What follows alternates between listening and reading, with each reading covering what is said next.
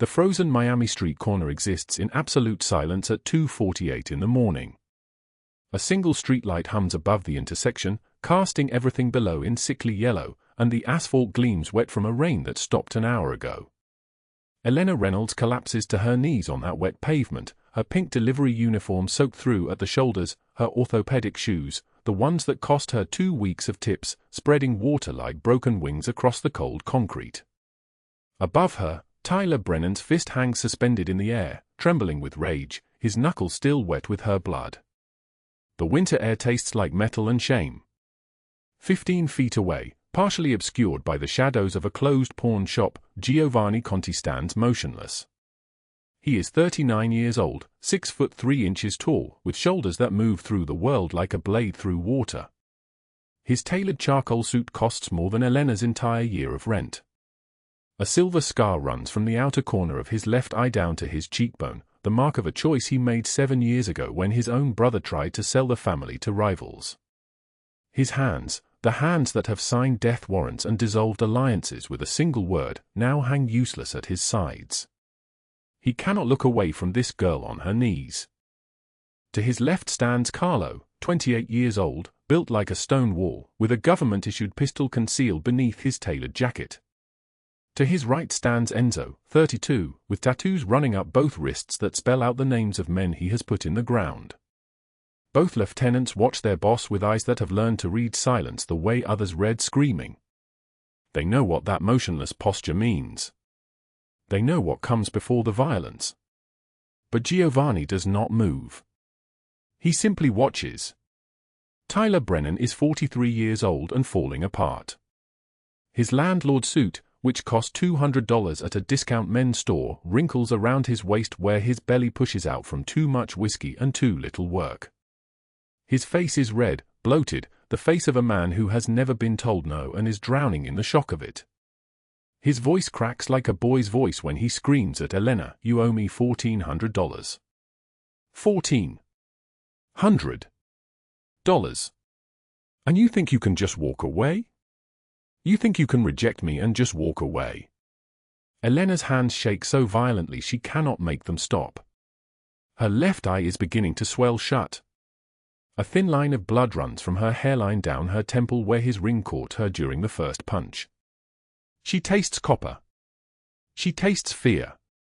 She tastes the particular bitterness of a choice she made 3 hours ago when Tyler cornered her in the hallway outside her apartment and she said the word that has brought her to this frozen street corner on her knees. She said no.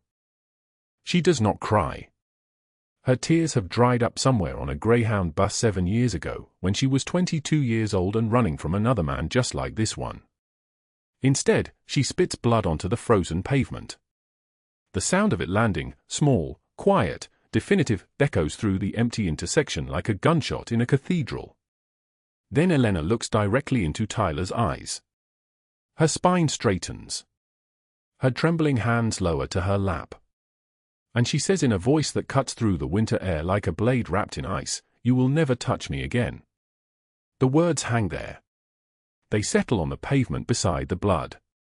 They take root in the cold. Giovanni Conti feels something crack open in his chest. Something that has been sealed shut, brick by brick, since the night 3 years ago when his brother Marco walked into a warehouse and told him the truth, that he had been selling information to the Torino family for 18 months. That he had been selling locations. Selling names. Selling family. Giovanni had stood in that warehouse with a gun in his hand and a choice in front of him, and he had made the choice that any man in his position would make. Mercy was not an option in the world he inhabited. Mercy was another word for weakness. He had not cried that night. He had never cried after that night.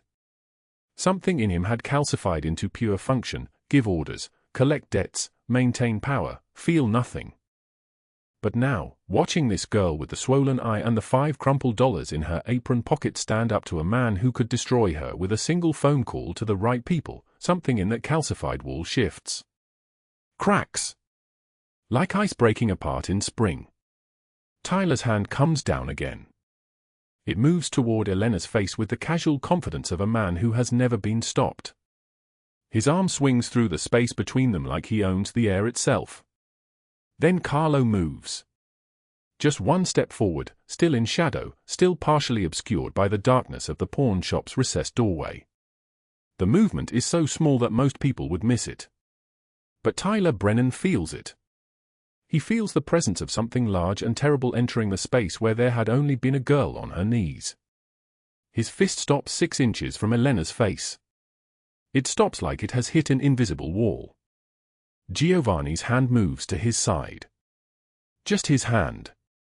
Just his fingers curling slightly. No other motion. No word spoken. But both Carlo and Enzo know what that gesture means. They have seen it before. They have seen men disappear after that gesture. They have seen families destroyed, businesses dissolved, entire bloodlines erased from the map. The gesture means, decide right now whether you want to keep breathing. Tyler's arm drops. He takes 3 steps backward. The confidence drains from his face like water from a broken cup. He is suddenly, completely aware that he is not alone on this frozen street corner. He is aware that there are men in the shadows who move like nothing he has ever encountered. He turns and runs, his footsteps slapping against the wet pavement, echoing off the storefronts, fading into the distance like the echo of a siren disappearing down a long corridor. Elena remains on her knees, staring at the space where Tyler stood. She does not turn around. She does not acknowledge the fact that someone has just saved her life. She simply breathes. In and out. In and out.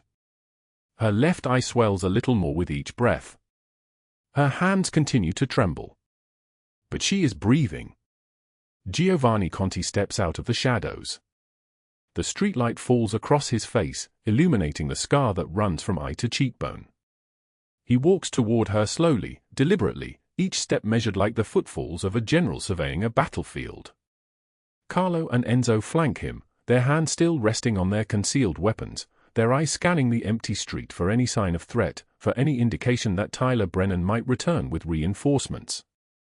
"What is your name?" Giovanni says. His voice is deep and solid like an oath. It carries the weight of absolute certainty. There is no question mark at the end of his sentence. Elena turns to face him. She raises her swollen eye to meet his gaze. She sees the scar. She sees the suit. She sees the men flanking him like wolves. She sees a man who belongs to a world she has spent 7 years trying to escape. But before she can answer, before she can form words, Giovanni extends his hand. It is a simple gesture. A hand extended downward, waiting for her to place her own hand in it. But it is also a crossing of a threshold. It is the moment before everything changes. Elena does not know this yet. She cannot possibly know what accepting that hand will mean for her life. She cannot see the future where this moment becomes the hinge upon which every subsequent moment turns. Behind them, the city of Miami sleeps. Above them, stars hide behind clouds. Around them, the frozen street corner holds its breath. Elena places her hand in his. The moment her palm touches his, Giovanni's fingers close around her hand like a fortress closing its gates. His skin is warm. His grip is gentle despite the calluses that run across his knuckles, the calluses of a man who has fought his entire life and won every time. He pulls her up slowly, steadily, until she is standing on her feet again, until the streetlight falls across her face and he can see the full damage, the swollen eye, the cut on her hairline, the blood on her uniform, the absolute exhaustion in her expression that speaks of weeks and months and years of carrying more weight than any one person should carry. "Where do you live?" he says. Elena's voice comes out barely a whisper, trembling like a candle in the wind. "I cannot tell you that." "Why not?" "Because if I tell you, you will help me. And if you help me, I will owe you something. And I cannot afford to owe anyone anything ever again." Giovanni Conti has spent the last 7 years surrounded by men who fear him. He has spent 7 years giving orders and watching them executed immediately, without question, without hesitation. He has spent 7 years in a world where gratitude is measured in blood and obligation is the only currency that matters. No one has ever refused his help. No one has ever stood in front of him, swollen and bleeding and terrified, and said no. He does not know that 72 hours from now, Elena Reynolds will be standing in a hospital waiting room, counting the hours until her son Noah comes out of surgery. He does not know that she will have $200,000 in medical bills and exactly nothing else. He does not know that 3 years ago, when she was 26 years old, her son was born with a heart condition that the doctor said would kill him before his 5th birthday unless they performed a surgery that costs more money than Elena will earn in her entire lifetime. He does not know any of this yet. He only knows what he sees in front of him in this moment, a girl who has been beaten and threatened and pushed to the absolute edge of survival, and who still has the courage to refuse help from a man who could burn the entire city down with a single word. Something shifts in his chest. Something that has been sleeping for 7 years opens its eyes. "Then I will not help you," Giovanni says. "I will simply stay until you are safe." "Safe from what?" Elena asks. "From everything," he replies. Behind them, the city of Miami begins its slow awakening. Delivery trucks rumble down distant streets. A car alarm sounds for blocks away. A door opens and closes somewhere unseen. But on this frozen street corner, in the shadow of the broken pawn shop, time has stopped. The streetlight continues its sickly hum. The wet pavement continues to gleam. And Elena Reynolds stands hand in hand with a man whose name she does not know, whose world she has no understanding of, who has just made a decision that will reshape the entire landscape of their lives. What she does not know is that Carlo and Enzo are already making phone calls. They are already setting things in motion. They are already beginning the slow machinery of destruction that will eventually tear down the life of Tyler Brennan and everyone connected to him. They are moving pieces across a board that Elena Reynolds cannot see, in a game she does not know she is playing. But that comes later. For now, there is only this moment. There is only the frozen street corner and the two of them standing together in the harsh yellow light, and the absolute certainty that everything has changed. 72 hours earlier, Elena Reynolds sat in a diner kitchen at 3:22 in the morning, counting 5 crumpled dollar bills on a stainless steel counter, knowing that her son's life hung in the balance and she had nothing but those $5 and a prayer that was wearing thin from repetition. 72 hours. That was all that remained. Elena Reynolds sat alone in the back booth of Sam's Diner at 3:22 in the morning, counting crumpled dollar bills on a sticky laminated table that had not been properly cleaned in 4 years. The fluorescent lights above her head flickered in a rhythm like a failing heartbeat. 2 20s. 3 10s. 7 5s. A scattered pile of ones that she arranged and rearranged, as if a different order might somehow change the total. $83 for a 16-hour double shift. Her orthopedic shoes were soaked through from the broken walk-in refrigerator leak that management refused to fix. The water had pooled near her feet all through the evening rush, and now her socks were cold against her skin, a persistent ache that she had learned to ignore the way she ignored most things. She pulled the handwritten list from her apron pocket, the paper worn soft from handling, the edges curled and stained with coffee rings and grease. The list that grew longer every single day. At the top, written in redding that had faded to orange, were the words that consumed every waking moment: Noah's surgery. $200,000. 72 hours remaining. Below that, in smaller letters, a cascade of other debts.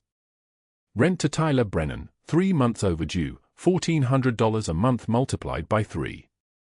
Hospital deposit required by Monday morning. Utilities disconnected twice already. The electric company threatening a third disconnection. Food costs. Bus fare to the hospital. The list was a map of her drowning, each line item another weight pulling her deeper. Her phone buzzed on the table beside the bills.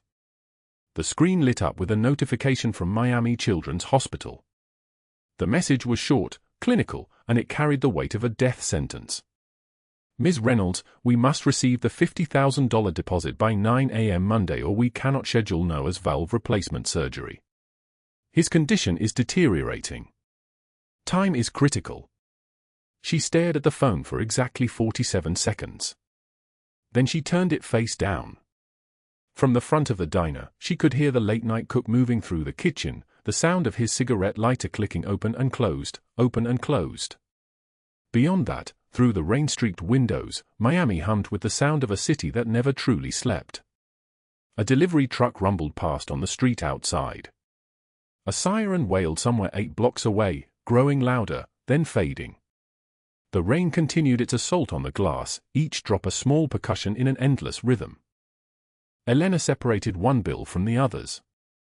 A single $5 bill. Worn thin from folding and unfolding.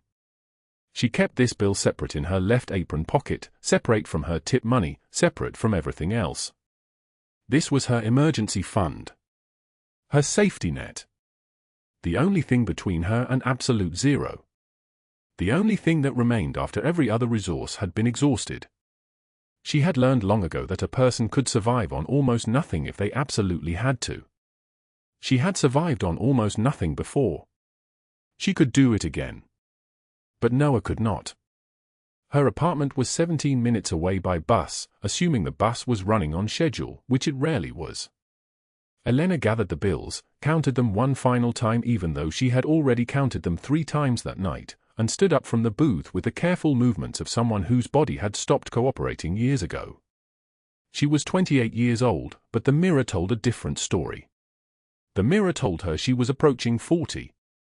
The mirror told her that exhaustion had a physical weight, that poverty carved lines into your face, that hope deferred made the entire body ache like a disease. She walked past the front counter where Marcus, the night manager, was restocking coffee supplies. He did not look at her. He never looked at her, not since she had refused his advances 2 months ago.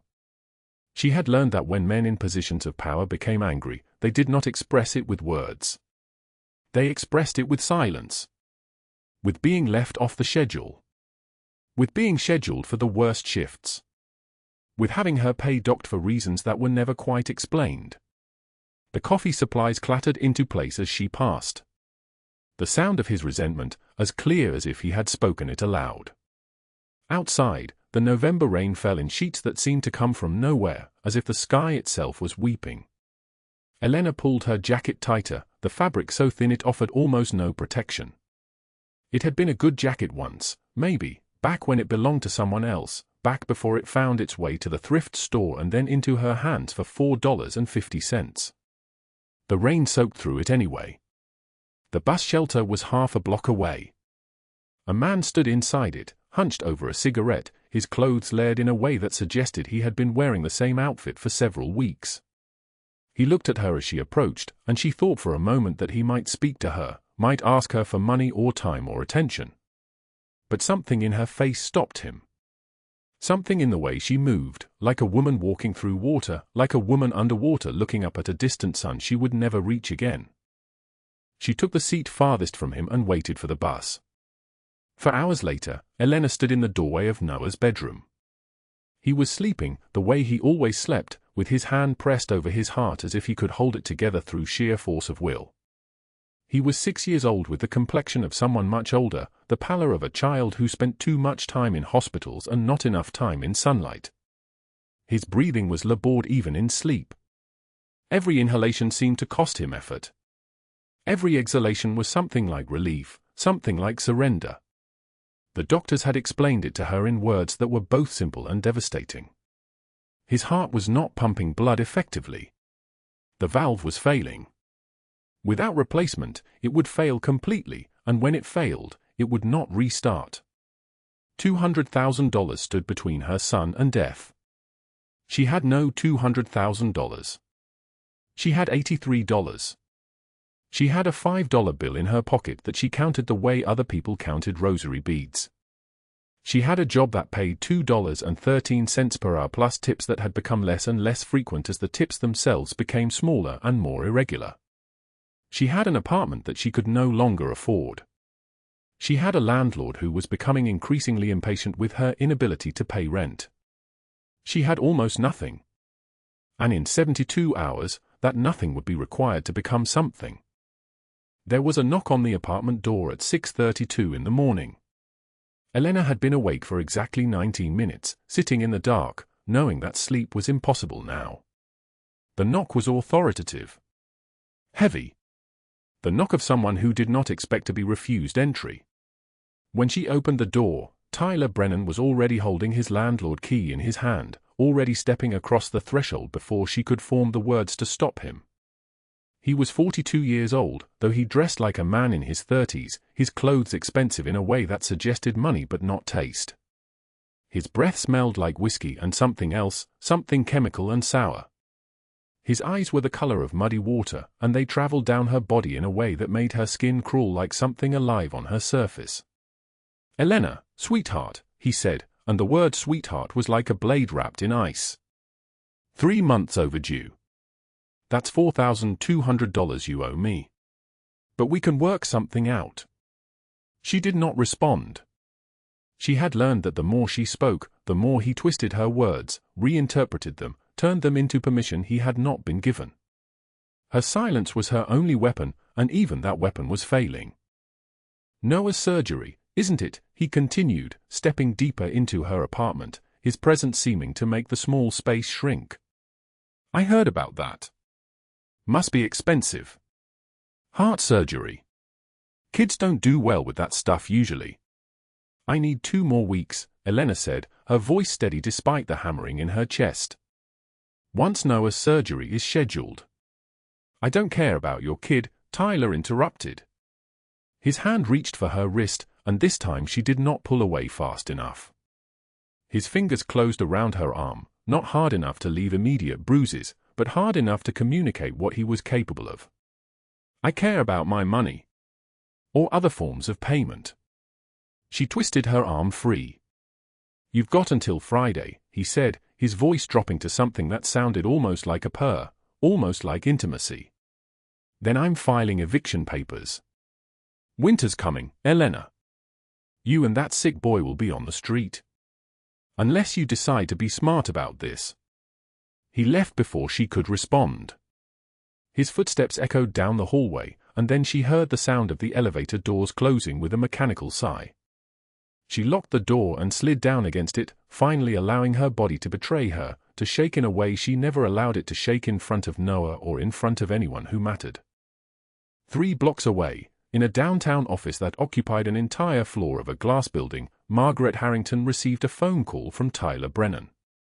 She was a woman of 56 who had cultivated the appearance of 30 through methods both legal and illegal. Her hair was blonde in a shade that no one was born with, her face was smooth in a way that required monthly injections, and her connections ran deep into the machinery of Miami's corrupt systems like roots spreading through fertile soil. "She still says no," Tyler told her. "The waitress. She won't cooperate." Margaret smiled, and the smile was not the kind expression it appeared to be. It was the smile of a predator that had identified its prey. "Then we make sure she has no choice. Make sure her world becomes so small, so suffocating, that cooperation becomes not an option but a necessity." "How?" Tyler asked. But Margaret had already disconnected the call. She knew how. She had done this before. There were laws on paper, and then there were the laws that actually governed a city. She understood both. And she understood that a woman like Elena Reynolds, a woman with nothing and no one, was essentially invisible. No one would notice if she disappeared. No one would care. No one would fight for her. What she did not know was that someone was already watching.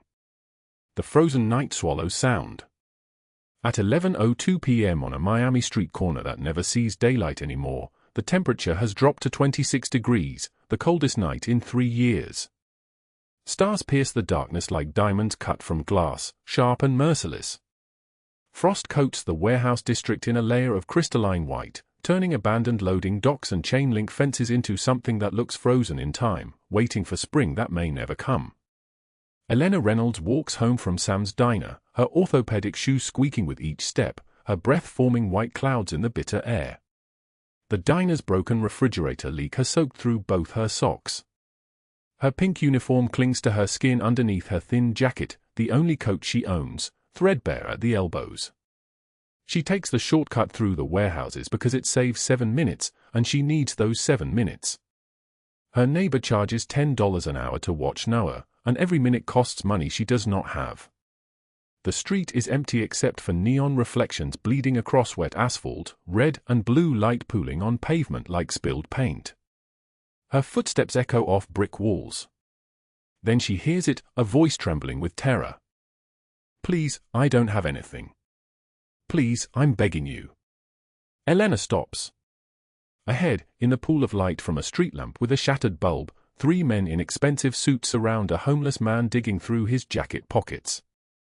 The homeless man's hands shake as he pulls out 2 quarters and a dime. 60 cents. Everything he has. "Is that all you got?" One of the suited men raises his pistol, and the metal catches the broken light. "All you got after panhandling all day?" The homeless man trembles like a leaf in winter wind. "That's everything. I swear it's everything. Please don't." Elena does not think. Her body moves before her mind can catch up, stepping into the circle of light. "Leave him alone." The 3 men turn. They see a nobody waitress in a stained pink uniform, orthopedic shoes, an apron that smells like grease and deep fryer oil. One of them laughs, a sound like a knife sliding out of its sheath. "Walk away, lady," he says. "This doesn't concern you."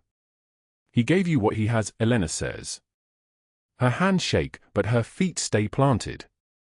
"That should be enough." She reaches into her apron pocket and pulls out the $5 bill. Her emergency fund. Her safety net. Everything she has left in the world. She holds it out toward the armed men like an offering at an altar. "Take this. Leave him alone."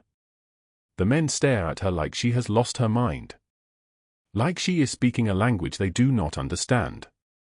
30 feet away, hidden in the shadows of a boarded-up storefront, Giovanni Conti watches in absolute stillness. He had been walking back to his Mercedes after a meeting with 3 families who wanted to negotiate territory when he heard the commotion. Now he stands frozen, his bodyguards Carlo and Enzo flanking him with hands resting on concealed weapons. Giovanni wears a black cashmere coat that costs more than Elena's annual rent. His dark hair is combed back from a face carved by loss and the weight of terrible choices. A scar runs from his left eye to his jaw, a reminder of the war with the Velez cartel when he was younger, hungrier, more willing to bleed. He watches this poor woman offer her last $5 to save a complete stranger from his own men. He watches her hands tremble while her spine stays straight. Giovanni has not felt anything in 3 years. Not since the winter night when his younger brother Marco betrayed the family to the Velez cartel, selling years of operational security for $500,000. Marco put their mother in danger. Marco put every soldier under Giovanni's command at risk. Giovanni had to choose between mercy and survival. There was no real choice to make. He executed his own brother with a single bullet. Since that night, Giovanni Conti has felt nothing. He has killed 17 men. He has ordered the destruction of families. He has built an empire on the bones of his enemies. And through it all, he has felt nothing at all, like a machine that is perfectly programmed but contains no soul inside the circuitry. Until now. Until this moment, watching a waitress with nothing, with literally $5 to her name, choose to be brave anyway. "You've got 3 seconds to disappear," the armed man tells Elena. 1. Giovanni steps out of the shadows. His voice is quiet, controlled, and absolutely lethal. "Lower your weapons. Now." All 3 men freeze. They recognize him instantly. Their guns drop to their sides. They back away, stammering apologies that sound like prayers. Giovanni's eyes never leave Elena. She turns, sees him for the first time, this man in the expensive black coat, the scar along his jaw, the authority that makes the air feel heavier just by him standing in it. His dark eyes hold hers for a moment that stretches like an eternity. "You should go home," Giovanni says softly. Elena clutches the $5 bill. "Who are you?" "Nobody," he lies, and the word tastes like ash on his tongue. She studies him for a long moment, then turns and walks away into the frozen night, her orthopedic shoes squeaking on the frost-covered pavement. Giovanni watches until she disappears around the corner, until the sound of her footsteps fades into the silence of the empty street. Find out everything about her, he tells Carlo, his voice still quiet but now it carries the weight of an absolute command. I want her name. Her address. Where she works. Why she is walking alone at midnight. I want to know why her hands were shaking like that. Carlo nods and pulls out his phone, already making calls. Enzo exchanges a look with Giovanni that contains a question neither man is ready to voice. What Giovanni does not say aloud, what he barely understands himself, is that in the moment he watched Elena offer her last $5, something moved inside his chest. Something that he thought was dead. Something that feels like the first beat of a heart that has been still for far too long. The next morning at 8:15 a.m., Giovanni sits in his penthouse office overlooking Miami's skyline. Frost still clings to the floor-to-ceiling windows, and the city below is gray and cold beneath winter clouds. Carlo places a folder on his mahogany desk, a folder thick with photographs, documents, and information. Elena Reynolds, Carlo begins, his voice professional and emotionless. 28 years old. Works double shifts at Sam's Diner on Collins Avenue. Lives in a one-bedroom apartment in Little Havana, 3 months behind on rent. Giovanni opens the folder. A photograph of Elena. She looks exhausted in the photo, taken from security footage at the diner. Her eyes are hollow with the kind of tiredness that comes from never sleeping enough. Her son, Carlo continues, Noah. Age 6. Congenital heart condition. Needs a valve replacement surgery that costs $200,000. The hospital needs a $50,000 deposit by 9 a.m. Monday, or they cancel the procedure. Carlo pauses. She has $88 in her bank account. Giovanni reads the documents 3 times. His jaw tightens. The $5 she tried to give away last night was literally everything she had left, Carlo says quietly. Something tightens in Giovanni's chest. Her landlord. Tyler Brennan. He owns the building. He's been pressuring her for alternative rent payments in exchange for not evicting her. She keeps refusing. He's threatened to throw her and the child onto the street by Friday. Giovanni's hands clench into fists. And she still gave away her last $5. That afternoon, Elena arrives at Sam's Diner for her 2 p.m. shift. Her manager pulls her aside before she can clock in, his face cautious. Some guy paid off your entire section for the next month, he says quietly. Left you a $10,000 tip. Wouldn't give his name. Just asked if you worked here. Elena's hands go numb. $10,000. It is more money than she has made in 2 years. More than she has ever held in her hands in her entire life. Who was he, she demands. What did he look like? Tall guy. Dark hair. Expensive suit. 2 other guys with him. Didn't order anything, didn't eat. Just paid and left. Elena's stomach turns to ice. She has heard the stories about men who buy women with money, who expect payment in currencies that have nothing to do with dollars and cents. She rips the credit card receipt in half, then in half again. I don't want it, she whispers. Give it back. He's already gone, her manager says. The money cleared. Elena works her shift in a daze, pouring coffee she cannot taste, clearing plates she cannot see. At 6:08 p.m., when she walks out through the diner's front door, she sees it immediately, a black Mercedes S-Class parked across the street, engine running, exhaust rising in white clouds against the cold air. Giovanni Conti leans against the hood of the car. He is even more imposing in daylight, 6'3", broad-shouldered, the kind of man whose presence makes the street feel smaller. Carlo and Enzo stand 10 feet away, perfectly positioned to observe but not intrude. You ripped up my receipt, Giovanni says without preamble. Elena grips her apron. I don't take money from strangers. Especially not $10,000 from a man I don't know. What do you want? To help you. Why? The word comes out sharp as a blade. Because last night you gave your last $5 to save a stranger, Giovanni says quietly. Because your hands were shaking but you didn't run. Because I haven't felt anything in 3 years and watching you made me feel something again. Elena takes a step backward. I don't know what game you're playing, but I'm not interested. I have a son to take care of.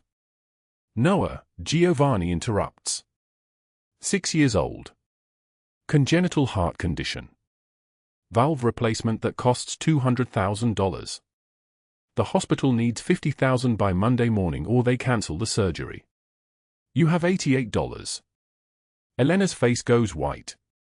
The sound of distant car horns fades into silence. How do you know that? She whispers. I know everything about you, Elena Reynolds, Giovanni says, and his voice is gentle in a way that should terrify her. I know you work 16-hour shifts. I know your landlord is threatening eviction. I know you count your tips at 3 a.m. in the back booth of Sam's diner. I know you're drowning. Tears burn her eyes but she refuses to let them fall. So what?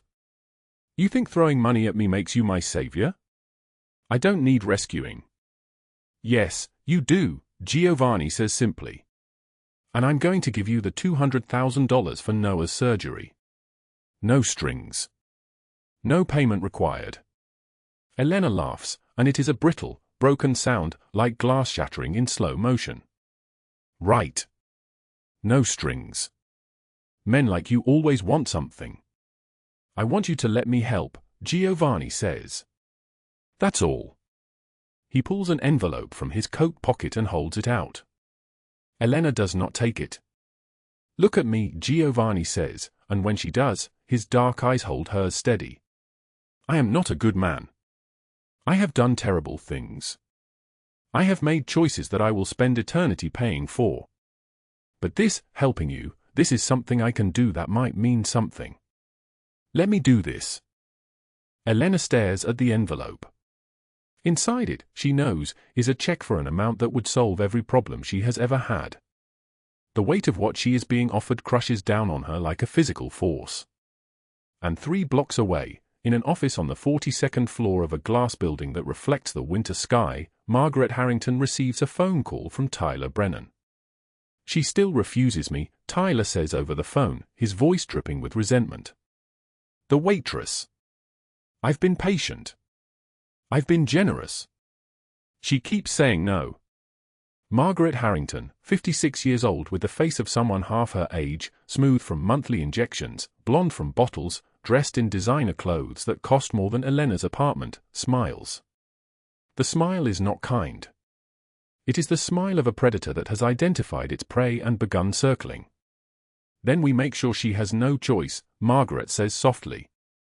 Make her world so small, so suffocating, that cooperation becomes not an option but a necessity. How? Tyler asks. But Margaret has already disconnected the call. She knows exactly how. She has done this before. She understands the difference between the laws written on paper and the laws that actually govern a city. She understands that a woman like Elena Reynolds, a woman with nothing and no one, is essentially invisible. No one notices when invisible people disappear. No one fights for them.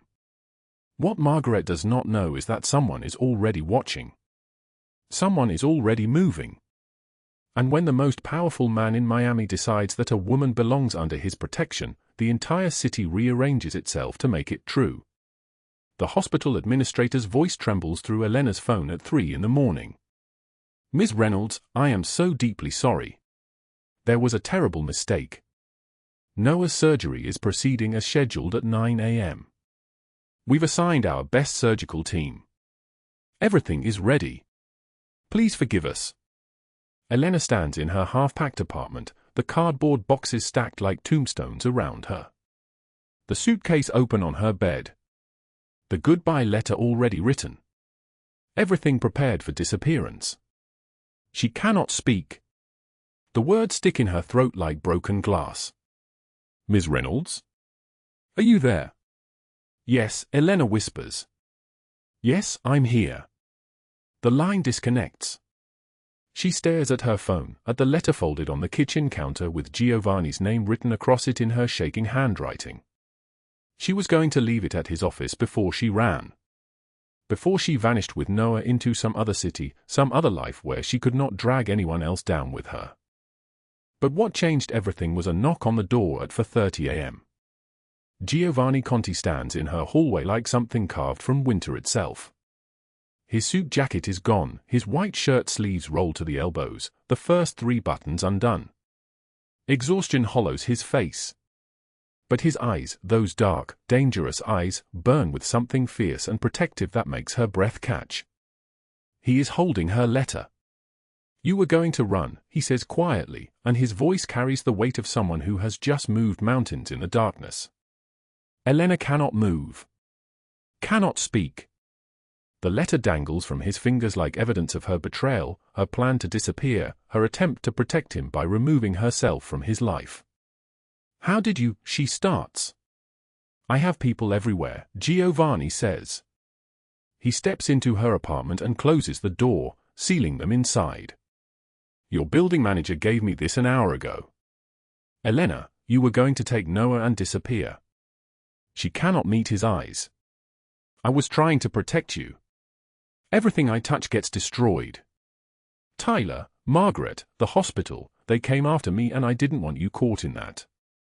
I didn't want you. You were trying to protect me."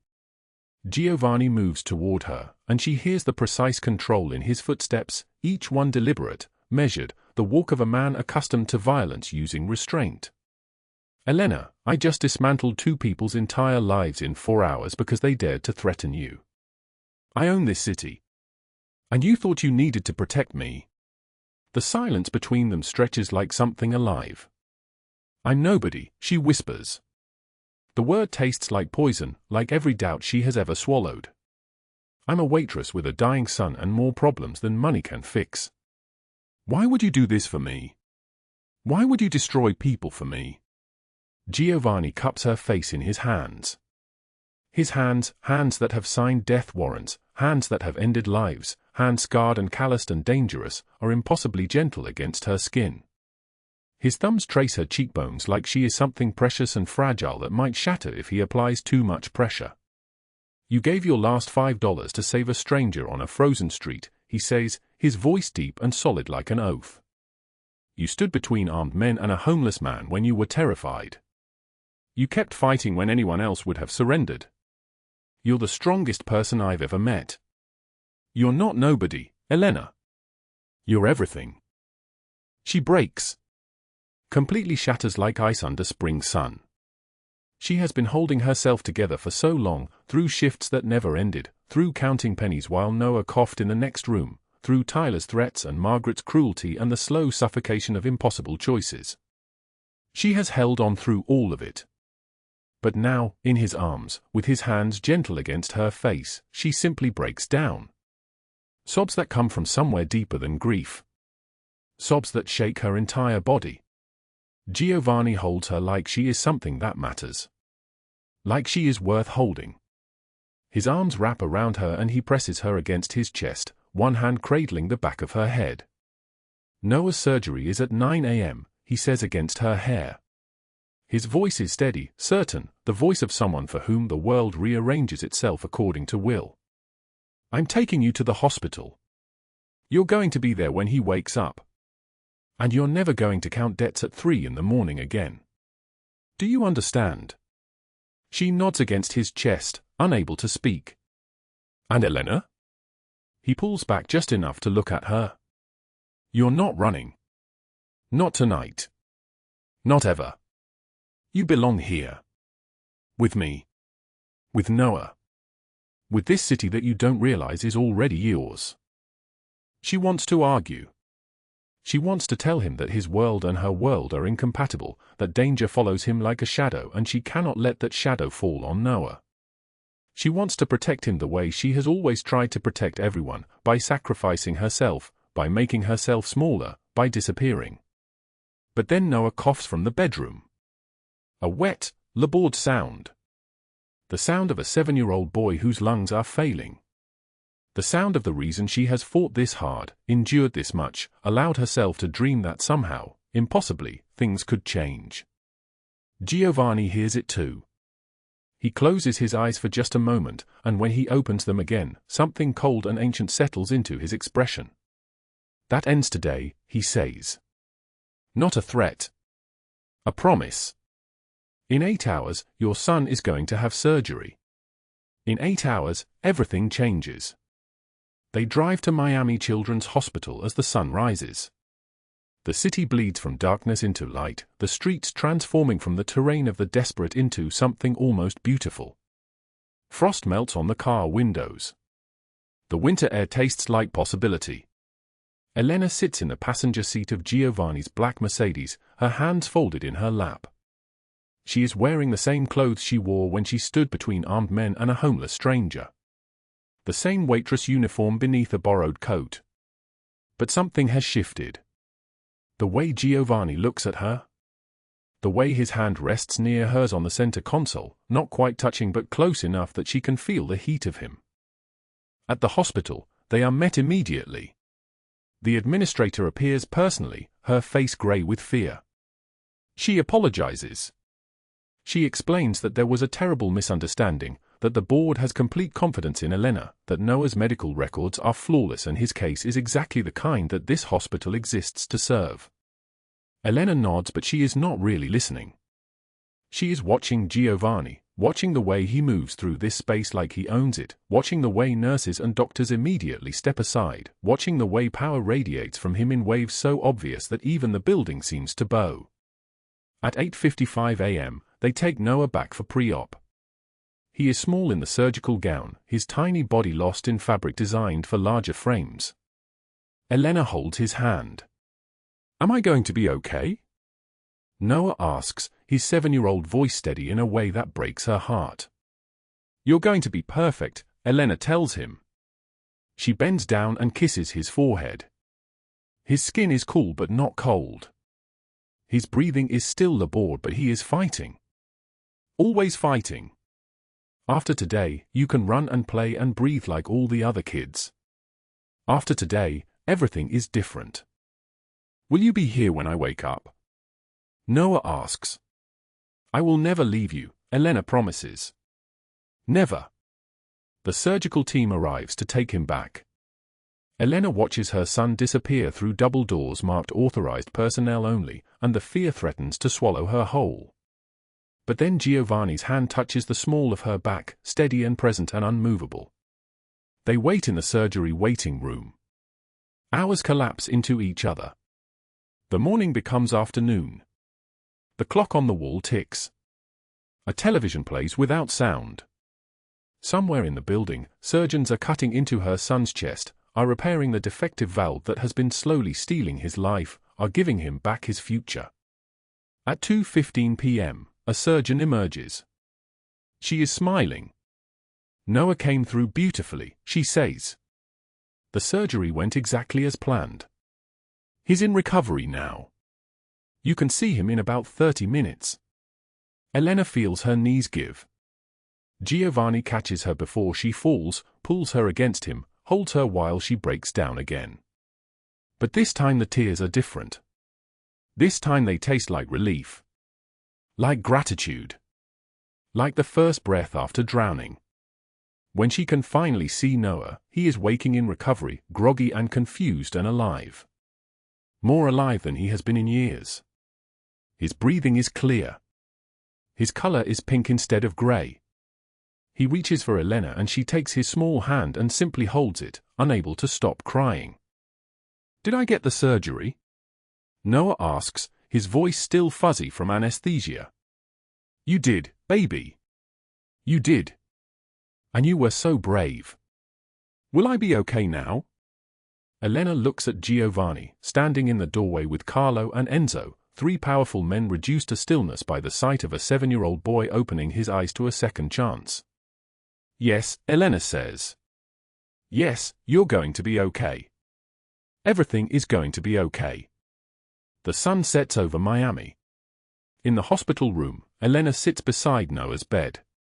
Giovanni pulls a chair close to hers and they sit in the kind of silence that needs no words.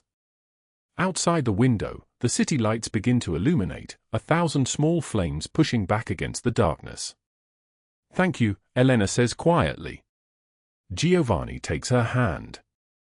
"You saved yourself, Elena. I just removed the people trying to stop you." She wants to argue, wants to tell him that he did more than that. He changed everything. He rewrote the rules.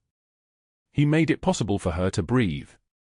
But Noah stirs in his sleep and she simply squeezes Giovanni's hand and holds on to this moment, this impossible, fragile moment where her son is alive and the future is no longer a countdown but an opening. Darkness cannot drive out darkness. Only love can do that. The hospital corridor smells like antiseptic and fear. Elena sits rigid in a plastic chair, her hands gripping Giovanni so hard her knuckles have turned white.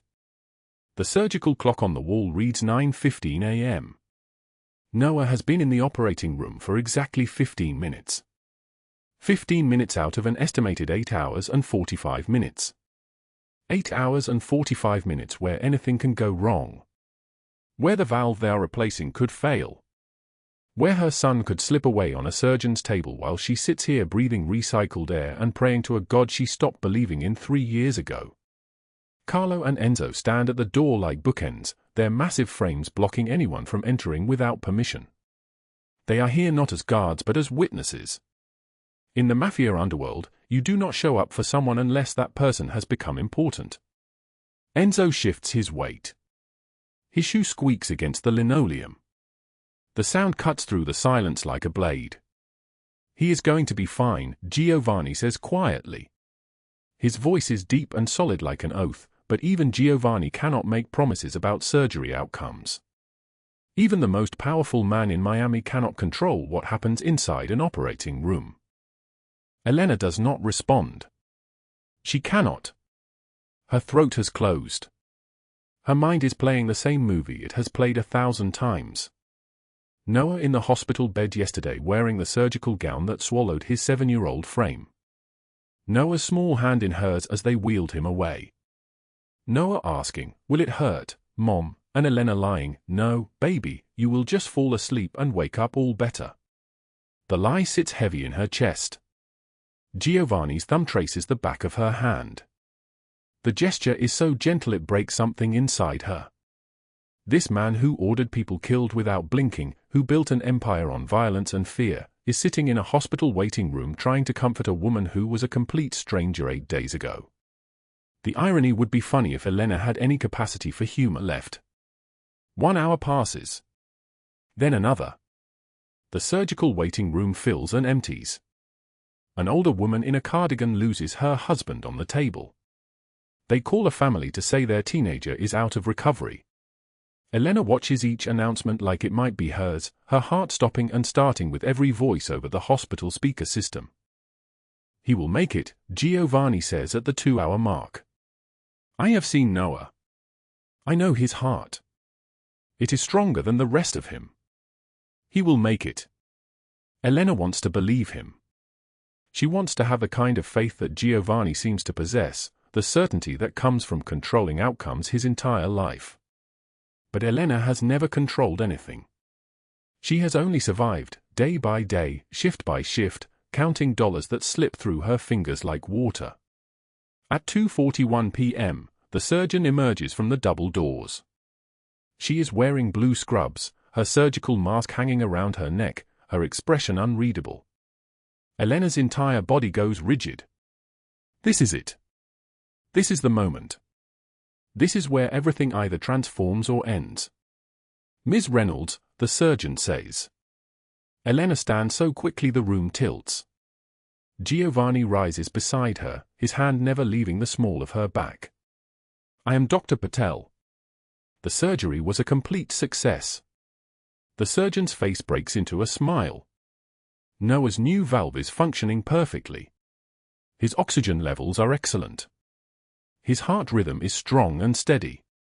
He is in recovery now, and we expect a full recovery with minimal restrictions. He is going to live a long, healthy life. The words do not register at first. They sound like they are coming through water.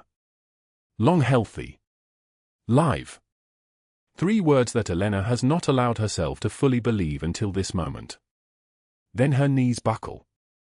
Giovanni catches her before she falls, sweeping her into his arms and holding her against his chest while she falls apart completely.